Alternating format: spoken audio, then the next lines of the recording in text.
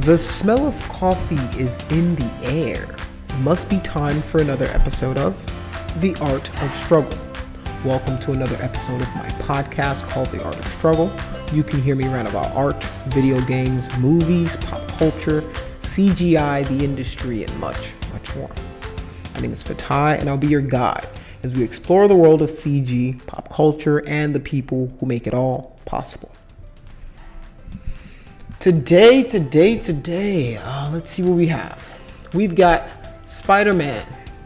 It seems they're offering toggleable puzzles and QTEs. QTEs is a term that's short for quick time events.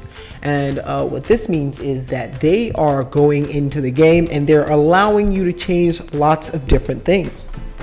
Lots of different things in the sense of you can change the size of the menus. You can change the size of the subtitles and little things like that work. So let me read a few of the things that they're allowing you to change. Okay, so Insomniac's recent game, Marvel's Spider-Man, has a number of options directed at making the game more accessible to a wide variety of players, something that is becoming more common in modern games. Those features are nested under an accessibility menu in-game and include options to disable parallaxing, enable large subtitles, autocomplete QuickTime events, sequences that would otherwise require button input, switch button taps to hold, and much, much more. So they're making it more accessible to people, because people in the past have complained about very small subtitle sizes, that they can't skip QuickTime events. Like if you're in like a cutscene or something like that, people might want to skip that, or they accidentally press X and then they've skipped it when they didn't want to. So you can change that to a hold. So little things like that make the game a lot more accessible. It makes the game a lot more robust because it lets you know that the devs are thinking much further. They're thinking into the UI, the user interface, the controls of the game, and they're expanding the capabilities of that as well, because that is just as important as the game and how it functions itself. Because if somebody who's a little more visually impaired can't change the size of the text, and they have like a hearing problem or something like that, then it's hard for them to get into your game and enjoy your game. And you want to knock down as many barriers, as many obstacles to getting to your game and getting a fun experience as much as possible.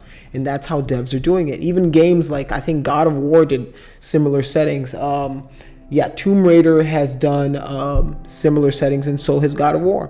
So yeah, it's something that developers are going to start having to look into constantly now, is how is the entire package working, not just the game itself. The gameplay has to be fun, but the UI also has to be intuitive. It also has to work at a very high level and give you a level of customization that allows you to be more immersed in the game.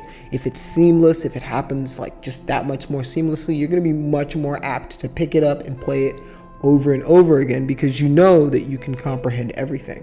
So yeah, good thing that these guys are doing. And for all you guys out there who got to play it over the weekend, I'm so jealous, so jealous. It just came out, looks so amazing. Can't wait to play it myself.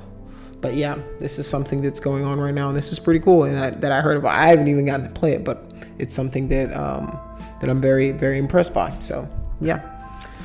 On that note, let's dive into quotes of the day. Let's see who's saying what and how it can inspire us. Today's quotes are from Mahatma Gandhi. He says, "Live as you were to die tomorrow. Learn as if you were to live forever." He also said, "First, they ignore you, then they laugh at you, then they fight you, and then you win."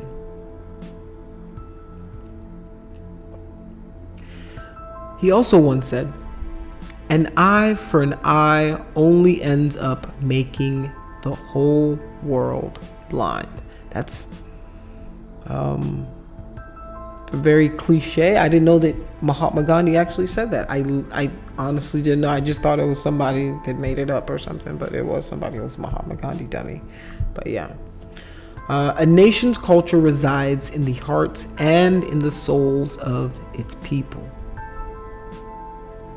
The last quote I'm going to leave you by, he says, "When I admire the wonders of a sunset or the beauty of the moon, my soul expands in the worship of the Creator."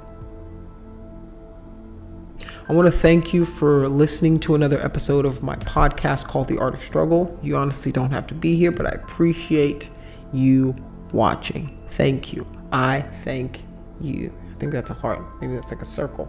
Whatever it is. It's for you. But yeah, thank you very much for watching. I want to remind you that the life you want is on the other side of your struggle. The life you want is on the other side. Keep drawing, keep painting, keep sculpting, keep designing, keep programming, keep singing, keep dancing. Whatever your art form is, keep on doing it. My name is Ty, and you can catch any of these episodes on YouTube, Instagram, Facebook. I sounded unsure about that one. Well, you can watch it on YouTube, follow me on the platforms or whatever, the Instagrams, the Facebooks, the Twitters. You can listen to any of the podcasts on iTunes, Spotify, pretty much wherever you get your podcasting stuff from. Yeah, this is Ty on The Art of Struggle, and I'm signing out.